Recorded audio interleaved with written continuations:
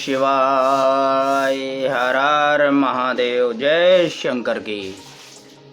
ओम गुरुवे नमः। दो संतान जिसमें पुत्र संतान है बड़ी सुखदाई है। कभी कभी ऐसा होता है कि 3 संतान होने से मध्यम संतान उपेक्षा की पात्र बन जाती है।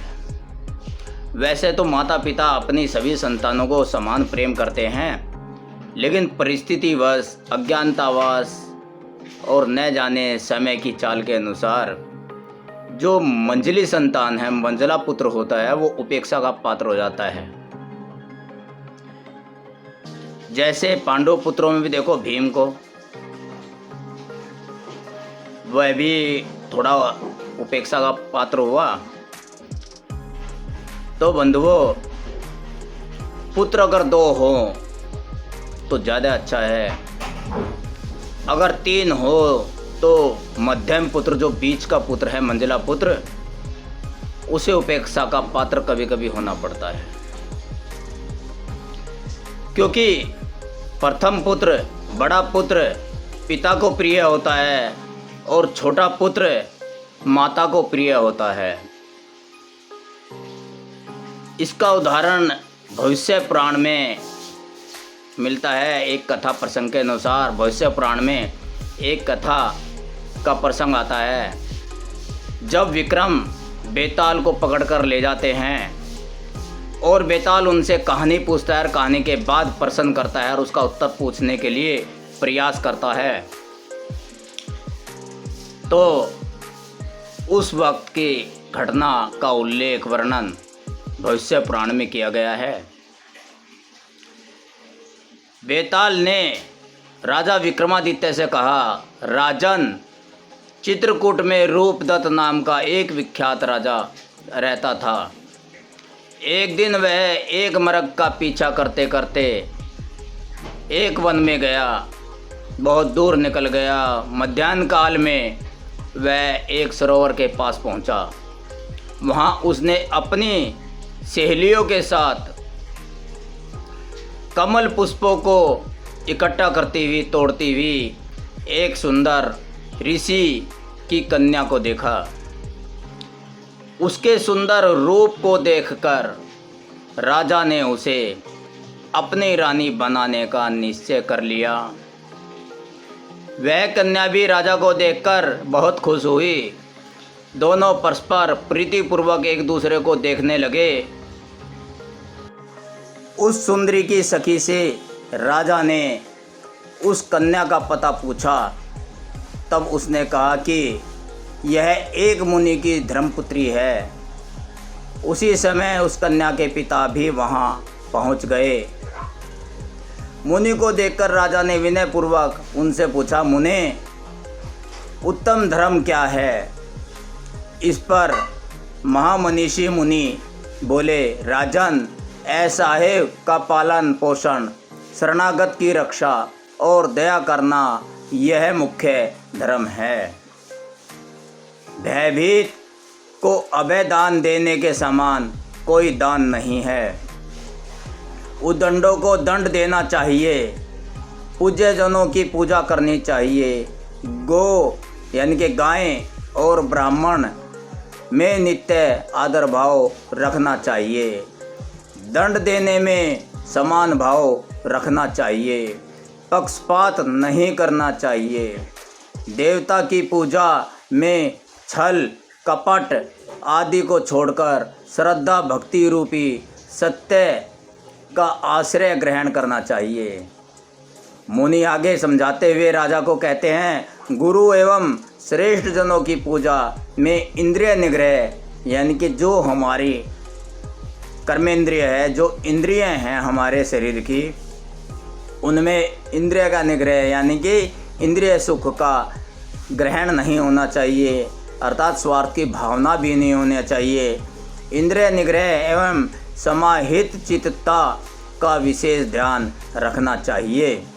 दान देते समय मृदुता यानी कि मीठा वचन बोलने चाहिए। मन निर्मल होना चाहिए, मृदुता का आश्रय ग्रहण करना चाहिए। मुनि ने समझाया, थोड़े से भी हुए निंदे कर्म को बहुत बड़ा अपराध समझकर सर्वथा उससे विरत रहना चाहिए। यानी कि जरा सा भी निंदे कर्म यानी कि बुरा कर्म अगर अपने से होने की संभावना हो तो उसे भी बहुत बड़ा अपराध, बहुत बड़ा पाप समझकर त्याग देना चाहिए। ऐसा कहकर उस मुनि ने अपनी कन्या का विवाह राजकुमार के साथ कर दिया। राजा उसे लेकर अपनी राजधानी की ओर चला और मार्ग में उसने एक वट वृक्ष के नीचे विश्राम किया। दोनों ने विश्राम किया। उसी समय उसकी पत्नी को खा जाने के लिए एक राक्षस वहां आ गया। राक्षस ने कहा, मैं तुम लोगों को खा जाऊंगा क्योंकि तुमने मेरा स्थान अपवित्र कर दिया है।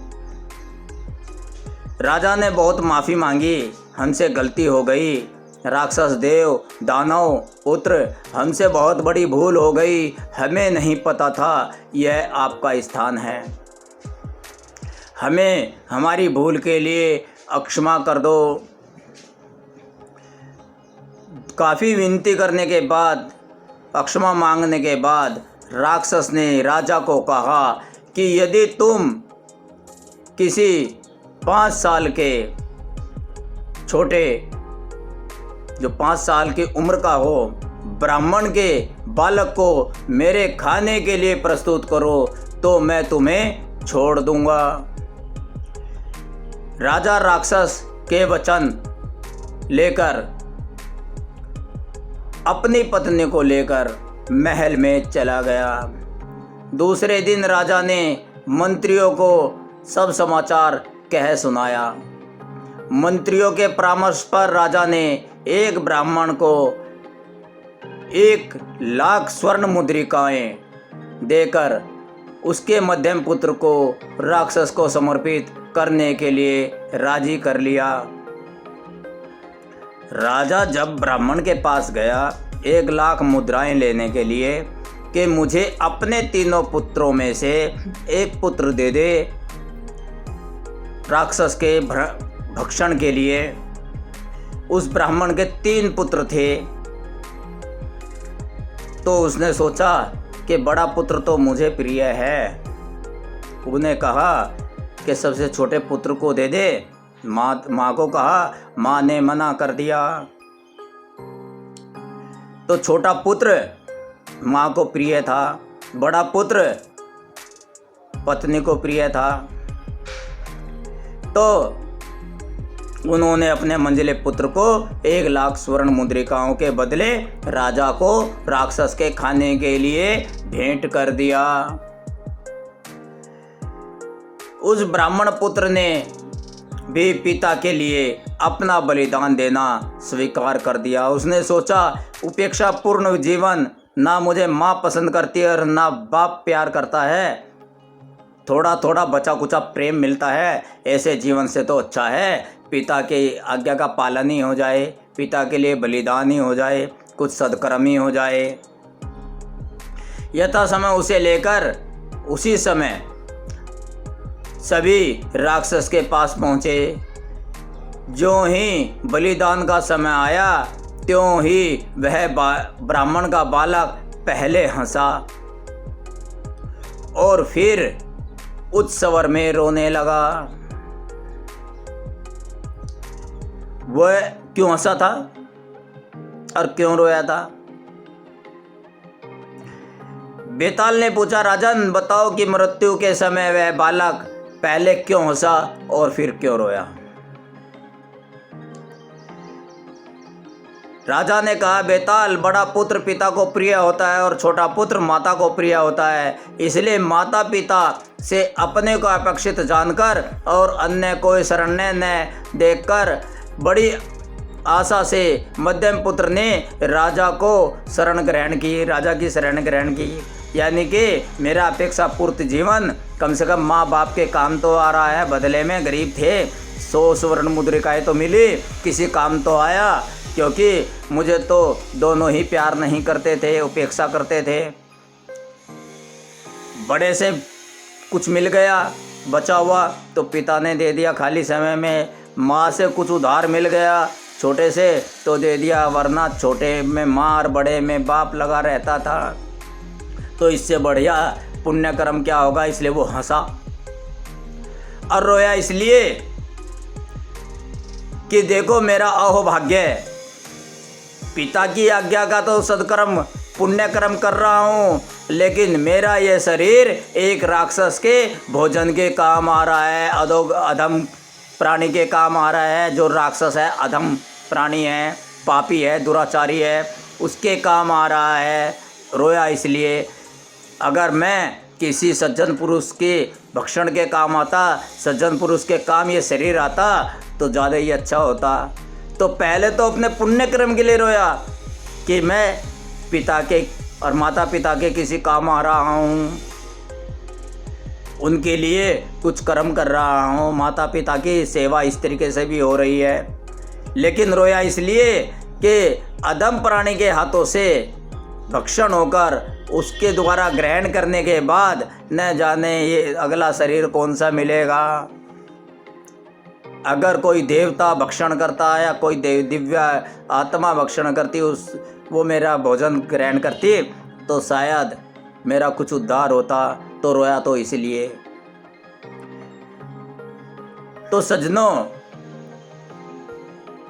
महापुरुषों, महानुभावों, ईश्वर के अनन्य भक्तों, तो इस कथा से यही होता है, अगर 3 पुत्र हैं, 4 पुत्र हैं, सबको समान दृष्टि से समान भाव से देखना चाहिए। अगर उपेक्षा करोगे तो उस पुत्र के मन में कुंठा आ जाएगी।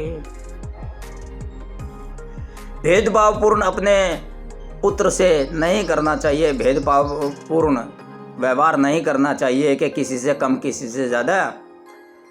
माना के सारे माँ बाप बराबर करते हैं, लेकिन व्यवहारिक दृष्टि से देखने में कभी कभी भेद हो जाता है। संतान व्यवहारिक दृष्टि से देखने में भेद समझ लेती है। अक्सर हम भी देखते हैं कि बड़ा अगर कोई गलती भी कर दे तो उसकी 70 गलती माफ़ हैं। छोटा अगर गलती ना करे, अपने अधिकार की भी बात कर ले तो उसको गुनाहगार समझ लिया जाता है। माँ बाप भी समझ लेते हैं। तो समान भाव रखना चाहिए, यही आदर्श माता पिता के गुण हैं। भेदभाव नहीं करनी चाहिए किसी भी संतान में। एक पैसे वाली संतान है तो उसको ज़्यादा महत्व दे दिया जाता है, एक गरीब है तो उसका तिरस्कार कर दिया जाता है। एक अमीर है, करोड़पति है तो माँ बाप उसके जूते भी सहन कर लेते हैं कि जैसे फूल है, कहीं तारीफ करते रहते हैं। और एक बेटा कुछ नहीं कर सकता, सामर्थ्यहीन है, बलवान भी नहीं है, पैसे भी नहीं हैं, और वो केवल श्रद्धा भाव रख सकता है, तो उसकी बुराई 70 जगह होती रहती है। उसका कोई सम्मान घर में नहीं होता, माँ बाप की नज़र में नहीं होता। कोई करे या ना करे, माँ बाप को नहीं घृणित दृष्टि से देखना चाहिए, तुच्छ दृष्टि से नहीं देखना चाहिए। समान व्यवहार यानी कि गलती जिसकी है, जिसका अपराध है, उसको दोषी ठहराकर उसके खिलाफ कहना चाहिए, उसको समझाना चाहिए कि तेरा दोष है। लेकिन अक्सर कलयुग का चरण है, उसमें भी हमने देखा है ना बाप बड़ा ना भैया, सबसे बड़ा रुपया। चाहे छोटे के पास धन ज़्यादा हो, चाहे बड़े के पास धन ज़्यादा हो, किसी घर में अगर बड़े के पास धन ज़्यादा है तो छोटों की उपेक्षाएं कर दी जाती हैं, छोटों का तिरस्कार कर दिया जाता है, छोटों की बात नहीं सुनी जाती, छोटों के साथ अन्याय और शोषण होता है। और कहीं छोटे के पास धन है तो बड़ों का शोषण कर दिया जाता है। तो इसलिए आदर्श परिवार बनाएं, आदर्शता बनाए रखें, स्वार्थ की नीति सबको छोड़नी चाहिए, संतान को भी और माँ बाप को भी। उस ईश्वर पर भरोसा रखना चाहिए। घर में सुख शांति से रहे, परिवार में सुख आनंद रहे। ओम नमः शिवाय। हर हर महादेव। जय शंकर की।